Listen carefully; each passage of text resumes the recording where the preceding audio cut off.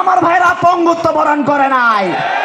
একটা নির্বাচন দেওয়ার জন্য আমার বোনেরা স্বামী হারা হয় নাই। একটা নির্বাচন দেওয়ার জন্য বাবা মারা সন্তান হারা হয় নাই। সুতরাং আমাদের ভুলে গেলে চলবে না, আমাদের শহীদদের ত্যাগের মূল্য অনেক ভারী।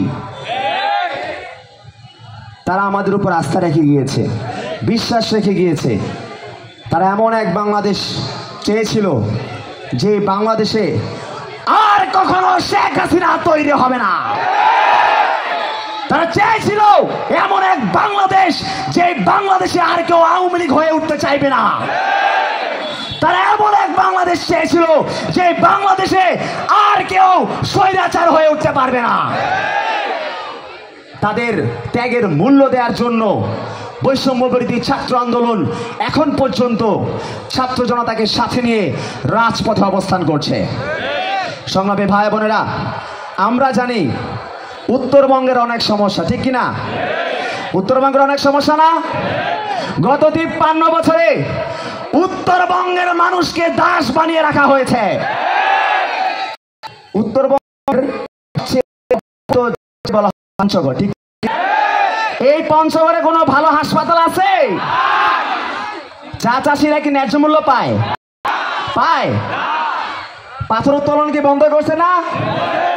পঞ্চগড়ের পাথর উত্তোলন কি বন্ধ করছে? ভারত থেকে কি পাথর আসতেছে না? আমাদের সুগার মিল কি বন্ধ হয়েছে? সুগার মিল কেন বন্ধ হবে? সুগার মিল কেন বন্ধ হবে? পাথর উত্তোলন করা কেন বন্ধ হবে?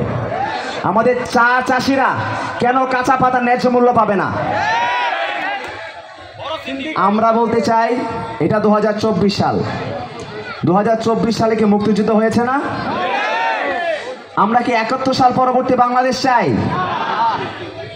সুতরাং আমরা সবাইকে বলছি, উত্তরবঙ্গ হবে বাংলাদেশের সবচেয়ে উন্নত জেলা। উত্তরবঙ্গে কোন আঞ্চলিক পরাশক্তির আধিপত্য বিস্তার করতে দেয়া হবে না।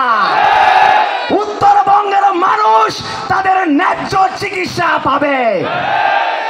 আমরা কিছু একটা হলেই পঞ্চগড় থেকে কি রংপুর যাওয়া লাগে না? কিন্তু আমরা তো রংপুর যাওয়ার মতো সময় পাই না, আমাদের শিলিগুড়ি যাওয়া লাগে, ঠিক না? আমরা শিলিগুড়ি কেন যাব? আমরা শিলিগুড়ি কেন যাব? আমরা শিলিগুড়ি কেন যাব? পঞ্চগড়ে আধুনিক হাসপাতাল হবে।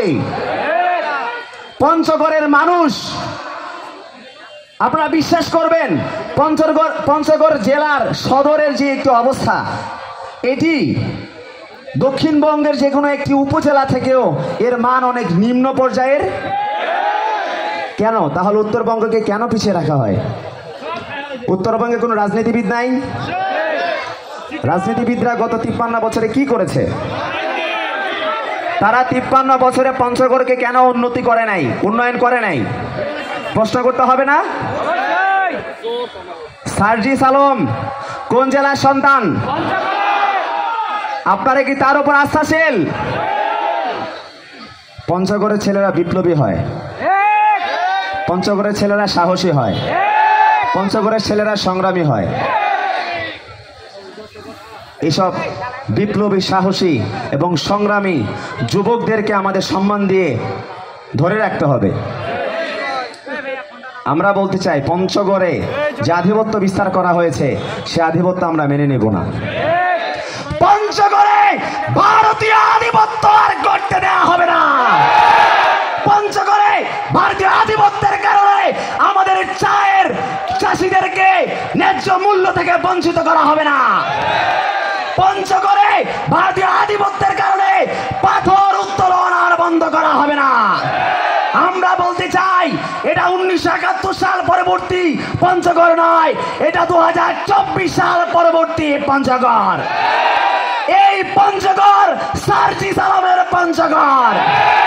এই পঞ্চগড় বিপ্লবীদের পঞ্চগড়। এই পঞ্চগড় সাহসীদের পঞ্চগড়। কোন আধিপত্যকারী শক্তির কাছে আমরা কখনো মাথা নোয়াবো না।